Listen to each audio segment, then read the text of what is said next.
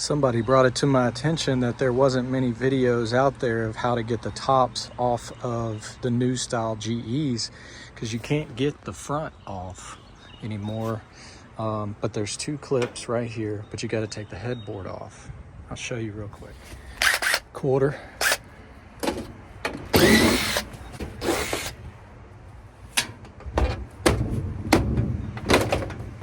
Now there's two more quarters. Move that out of the way. Thread. Fine thread. Then pop the top.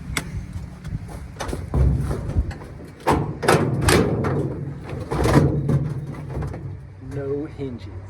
And that's how you get to these suspension rods. They just unhook from the bottom and the top. And the crappy lid locks, which there's a new updated design. Thank you for watching. Like and subscribe. Bye.